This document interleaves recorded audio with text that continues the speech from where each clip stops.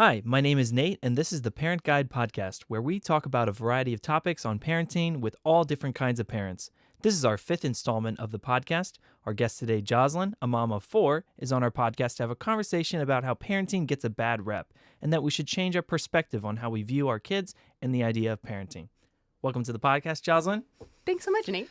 Thanks for being on our podcast today. So, tell us a little bit about your four kids.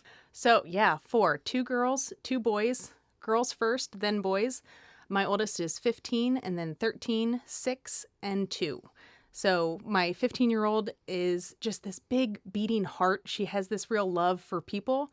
My 13-year-old is kind of the polar opposite of that. She's really cutthroat, but it makes her very go-get-em. She's fantastic with her drive. My 6-year-old is all boy. We call him the destroyer of worlds because he absolutely loves to tear things apart.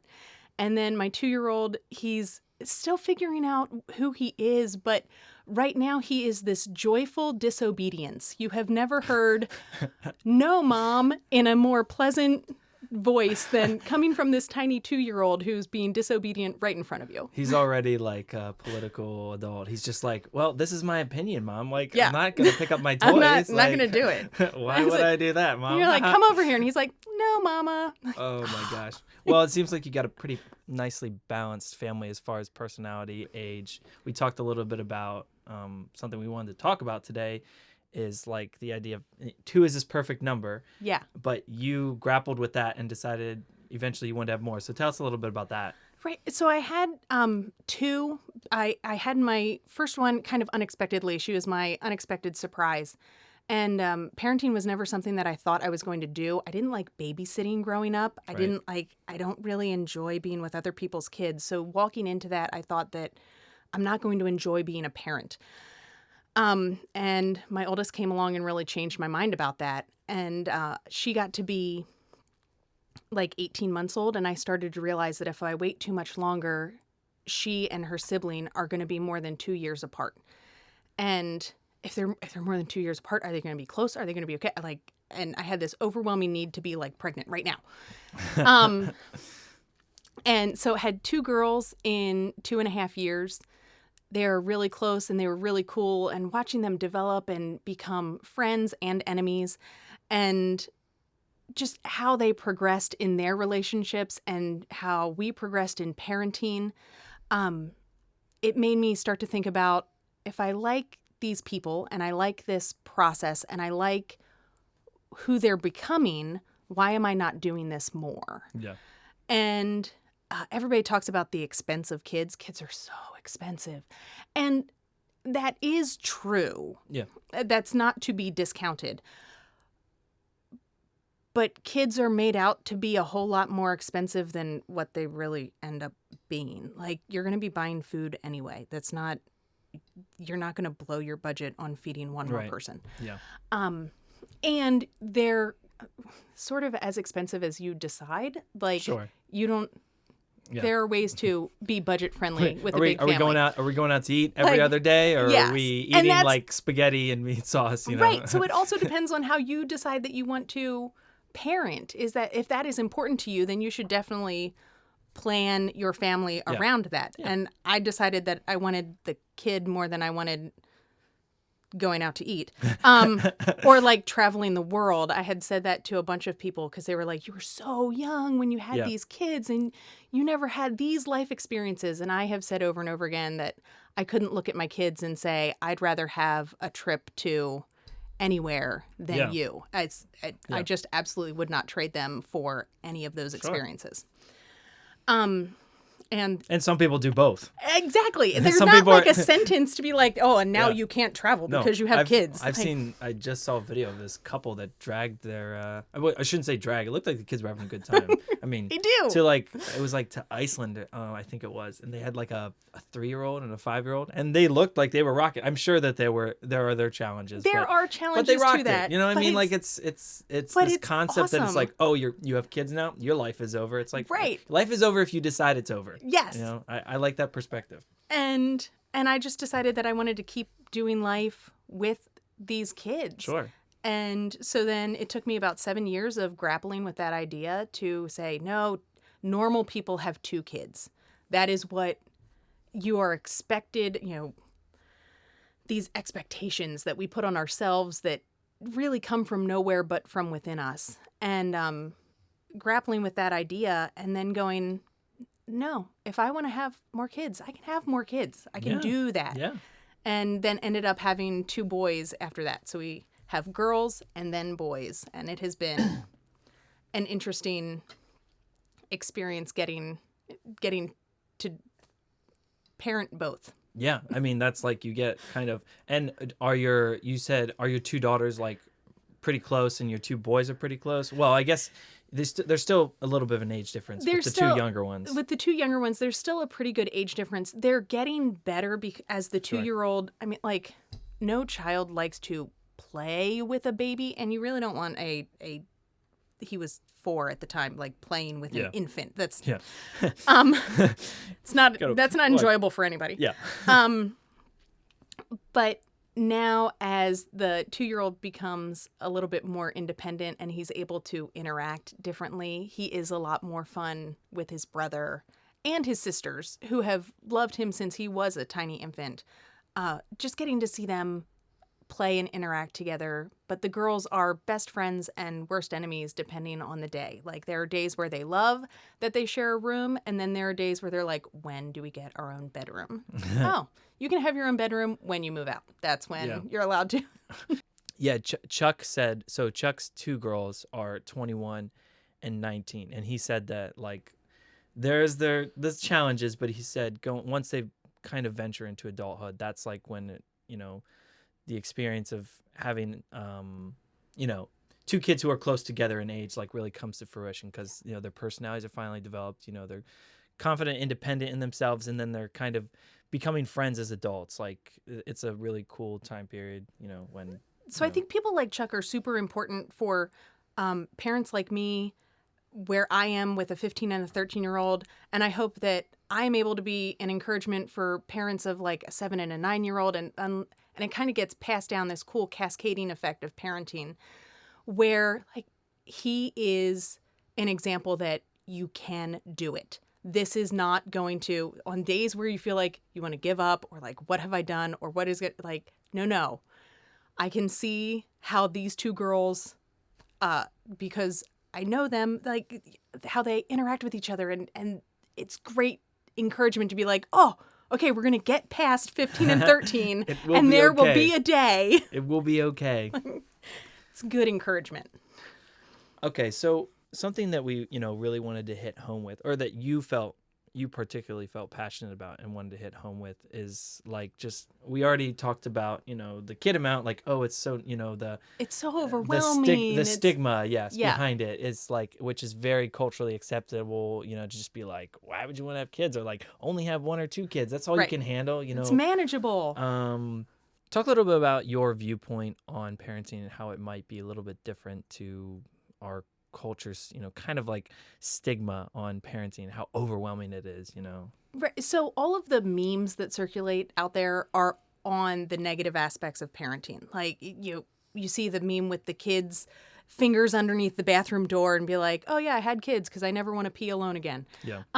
Or like, we go to baby showers and we say super encouraging things to new parents, like, I hope you enjoy your last hot meal. Yeah. Like, it's just these, and it's meant to be funny and lighthearted, but it's this really negative spin on parenting.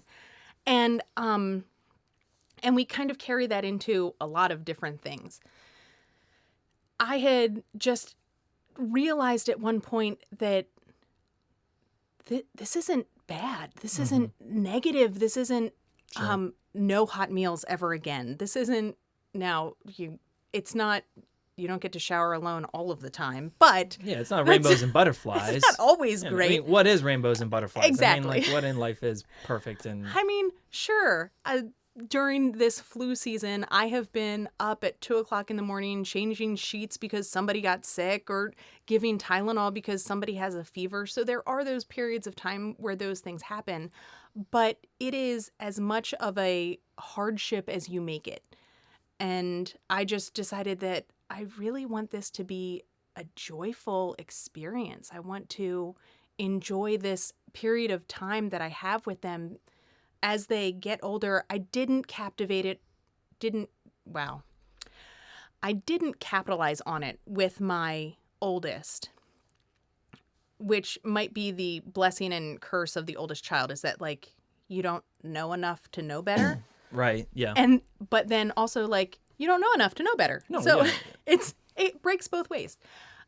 So by the time I had my second daughter, you realize, oh, okay, this is something I remember doing this before, and I need to really pay attention here. And becoming a whole lot more purposeful in parenting with the second one after kind of falling on my face with the first one. Thankfully, she has turned out to be a wonderful human being in spite of me.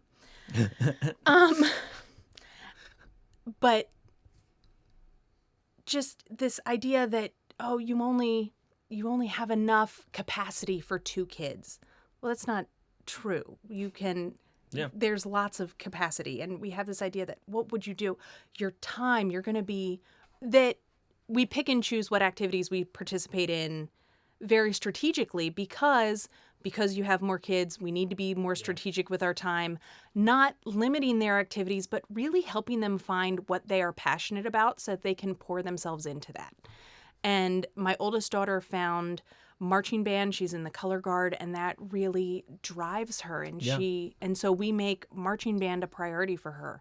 My second daughter is really, really into dance. And so dance is what her focus is. And instead of trying to like throw a bunch of things at the wall and hope that clarinet or karate will stick, we have been purposeful in saying, you can try a bunch of things for a season of time, but then pick what your focus is going to be. Yeah. And it's really important to like, I mean, in my opinion, like when parents, just from my experience as a kid, not my experience as a parent, but like when you start to latch on to something, like there is a balance between your parents helping you, push you to do that thing and do it well, and also just supporting you because they see that you're just passionate about this. Right. Because you don't want to be the overbearing, annoying parent who's like screaming at the soccer games, but you also want to be the parent that's like, go for this. Like try and like parents need to be at some point, step in and like be like, I see that you're passionate about this. I think I see something, that really drives you. And like, I think that your kids will remember that. Like when you go to, like you said, you talked about, dance and band, like they will remember those times when you were like supportive of them and, help push them. I mean, those will be moments that when they grow up, they'll be like, I mean, whether they say it to you verbally or maybe they just know it in their heart, like they will thank you for that. And they will be thankful for those moments, I've really gotten a good taste of that this year. So kind of the like, dark side of parenting that people don't talk about is when a parent goes through depression. Mm-hmm. And I had gone through a period of depression over the last year and didn't go to band stuff, didn't make it to dance recitals, just like couldn't bring myself to do it. And getting some counseling and figuring that stuff out. Then going to dance stuff this year, I was driving my second daughter to a practice and she goes, Mom, you've been a lot more engaged this year and I really love it. Wow. And it wasn't a big thing. It was while we were driving in the car, and on the way back from dance, I just started crying because she noticed that it was different. Yeah. And that it was better. They will 100% notice that. That's a really special moment, like for both of you guys. Yeah. Like that's really awesome. And we don't do long commitments. Like if you do band this year, you're committed to band this year and you're not dropping out halfway through the year. You have your teammates who are depending on you. But if you don't want to do band next year, you don't have to do it again next year. Sure. And really putting it back on them to say, if this is something that you want to do, then you've got to own that you're doing it. And I will support you in doing that.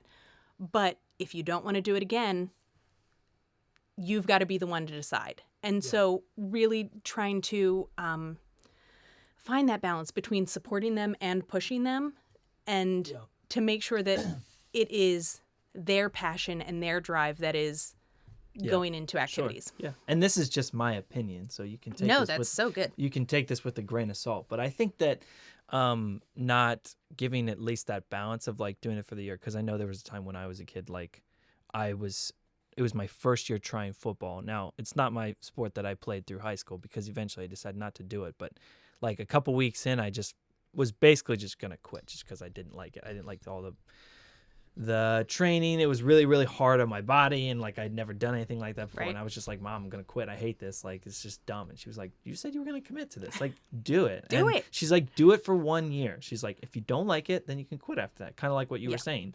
And I ended up having a really great experience. And 2 years later, I went back and played again, and I had a lot of fun. And then eventually I chose to go with soccer instead of football, but I'm really glad that my mom did that. And my opinion that I was going to say is that in my opinion, I think if you don't put at least that balance, that boundary there, Right. it can develop like flakiness. And I think that flakiness can be bad because then it like we get to the point where then we're adults or like young adults and we are just kind of half committing to everything. And I think that there needs to be at least a couple things that we commit to, because I think that, people notice that. People like commitment. We grow better, and, we grow stronger. We become more experienced and like wise. I mean, I just think that And I we really don't want them flakiness. to recognize that nothing is permanent. Sure. Yeah. Nothing that you have committed yourself to is forever. If you start out in a job, I want you to be committed to that job, and I want you to show up, and I want you to be a hard worker. But if you end up going through a season of time where you're like, I've gotten everything I can out of this job, okay, but be committed while you're there. And you want to go to college? College is not forever. Yeah. But you need to be committed while you're in it. Yeah. And I am really holding on to that, teaching them this small lesson of, you don't have to play soccer again next year, but you're going to follow through on this season. Yeah. Is showing them that it's not permanent, but you can follow through on what you started. I think that's a great balance. I like that. It's also being really picky, not just throwing stuff at the wall. Sure.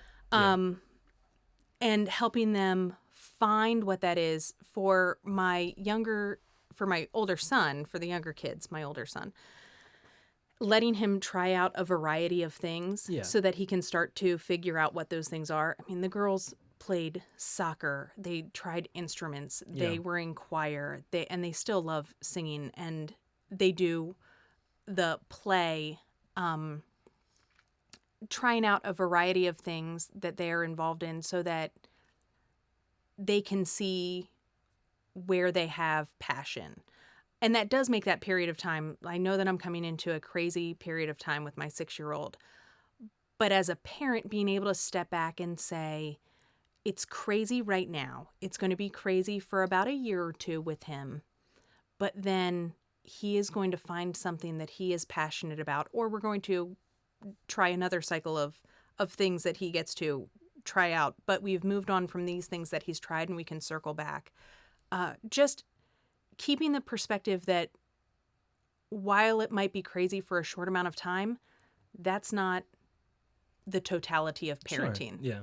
Yeah. There's a start date and there's an end date, and you have got to fit a lot of stuff into that period. Yeah. I mean, and there's like 5 or 6 main like time periods in raising a kid. Yeah. And, then there's like the time period after the empty nesting, and then there's like there's so many different time periods. It's like, I know that like all the old people listening to this podcast are gonna be like, you don't know nothing, you're young, boy.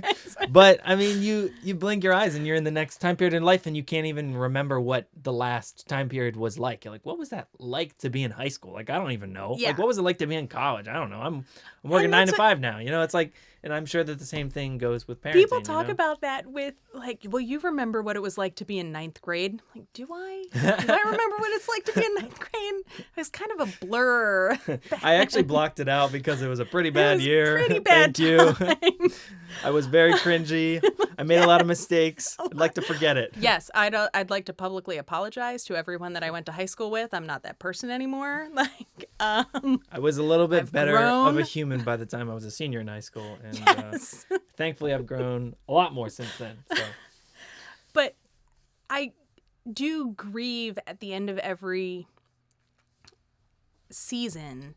Like I realized with my 15 and 13-year-old, I realized at first with my 15-year-old and now coming up with my 13-year-old, I'm really on the downward slope of parenting. I really get to be like a buffer for them. I'm not influencing them as much. I get to be a guard and kind of help nudge them in the right direction. It's not like with my 2-year-old where I am saying, no, this is how we do. Like, No, you yeah. don't get those same kinds of influence anymore.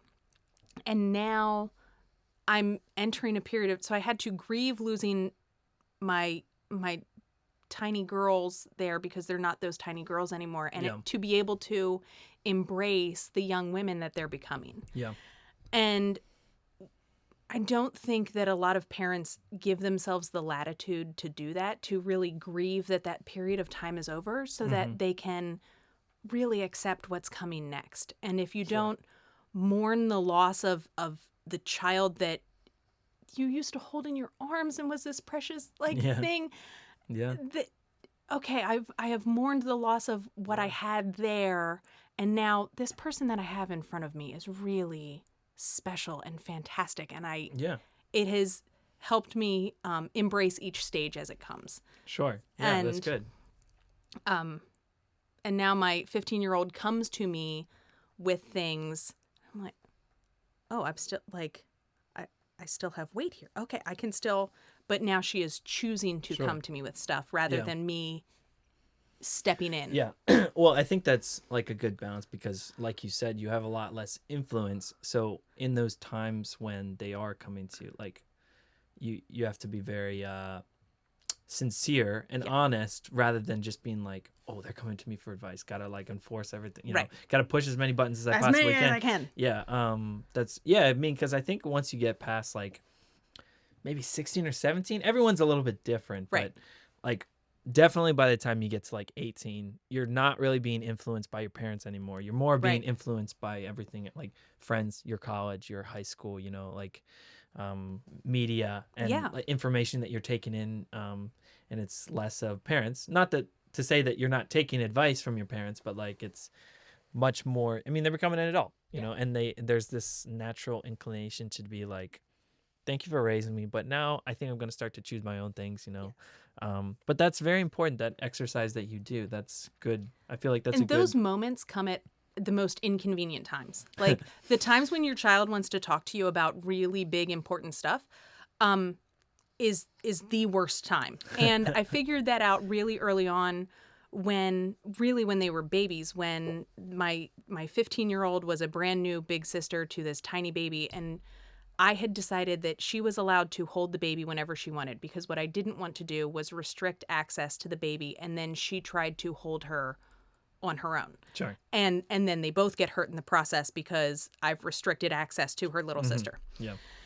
So it would happen at the worst times. I'm in the middle of doing dishes, and she would come up and say, I want to hold my baby sister. And like, so you have to stop doing the dishes. Or put down the laundry, or like stop vacuuming and go. And she wants to hold her for all of 5 seconds. Yep.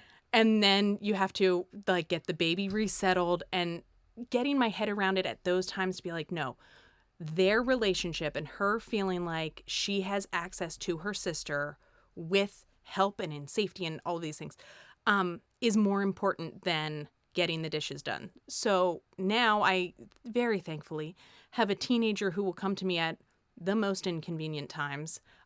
Usually when I'm trapped somewhere, like in the shower, like she'll come in to the bathroom and sit down and be like, Mom, I need to talk to you. Like, oh, this is fine. That's like, okay. And being able to set aside whatever I was going to do, hang out laundry, dishes is always one of them, to say, I'm going to be able to come back to dishes. I'm not going to be able to come back to this conversation. Absolutely. Yeah. That's great perspective. And to have that conversation with her then, and then 100%. I think that's great perspective. I think that's great parenting right there. Boom. There you go. End of podcast. There you go. That's all you need to take away from that. A mic drop. I'm out. We can actually drop the mic there if you're okay with that. We put in a good solid 20-some minutes, 25 minutes. Wow. Unless there was something else you wanted to talk about. Do you have any more wisdom to bestow? just don't be like, you've gotten it in every podcast, is you're going to mess up as a parent. Yeah. And be easy on yourself. Yeah. You've not done this before. Yeah. They have not been parented before. You have not been a parent before. Go easy. Yeah. And find resources that will help you, and be okay with taking what you like and leaving what you don't. One of the examples that I always go back to is Ferberizing is a way to sleep train your child. And the idea is that you start out by letting them cry for a period of time, and then you go and comfort them, and then you leave for a longer period of time. So you let them cry for 5 minutes, go and comfort them, let them cry for 10 minutes, and then go and comfort them, and then let them cry for 15 minutes, and they eventually learn to fall asleep on their own. I was not okay with the idea that you just pat them on the back and walk out of the room. I needed to pick up my child and hold them. But I liked the idea of you let them work it out, and then you come and check on them. And then you let them work it out for longer, and then you go and check on them. And so taking ideas that you like and adapting them to what you need to do to feel good as a parent. And some parents are not okay with Ferberizing, and they just want to co-sleep until their child sleeps on their own. You're still a good parent. Like, there is not one size fits all parenting, or to be like, well, if you don't co-sleep, then studies have shown the neurological differences. Like, dude, did everybody get fed today? Good. You win as a parent today. Yeah. Did you do your best to love your kids? Did you do your best? And like you said earlier, I think we hit home pretty much. I think all the parents that have been on this podcast would agree with the statement, when appropriate and when, when necessary, apologize to your kid, because you're human. Absolutely. Make amends. We're all human. Parents and non-parents, non-parents out there, be supportive of your parents, be respectful. Pick out the things that are super important to you. I have drilled into my girls that they need to do 2 things to be successful in my eyes. That they need to love God in a way that changes the lives of people around them, and you need to be successful in your own eyes. If you are doing those 2 things, I don't care what else you're doing. So if you are being loving in a way that other people notice it, and you are successful in your own eyes, whatever that may be, you've made mom proud. That's all I'm looking for. That's awesome. And so making sure that my parenting then lines up with, if I'm not apologizing, I'm not loving them in that kind of way. Yeah. And so I need to make sure that my parenting lines up with that. Yeah, well, it's like, would a decent, like, if we wrong one of our friends or our family members, I mean, and an apology is deemed, necessary, then we apologize.